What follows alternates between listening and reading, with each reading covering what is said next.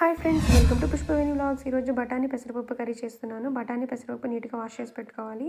టమాటా, onions, పచ్చిమిర్చి, కొత్తిమీర, కరివేపాకు, పుదీనా, తెల్లగడ్డలు.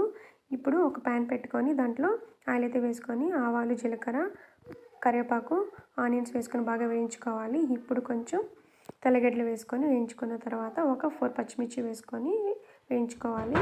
ఇప్పుడు 1 కప్పు టమాటా వేసుకొని అలాగే సాల్ట్ కూడా వేసుకోవాలండి బాగా మగ్గడానికి.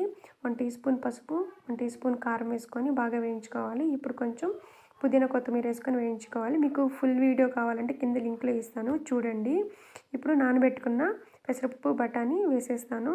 వేసేసి 2 మినిట్స్ అలా వేయించుకున్న తర్వాత ఇప్పుడు కొంచెం గరం మసాలా వేసుకుంటాము. తగినంత గరం మసాలా వేసుకొని అలాగే తగినంత వాటర్ పోసుకొని కొంచెం అలా కలిపిన తర్వాత మూత పెట్టేసి 2-3 విజిల్స్ వచ్చిన తర్వాత ఇలా దింపేయాలి. చపాతీలో కానీ రైస్లో కానీ సూపర్ ఉంటుంది, ట్రై చేయండి.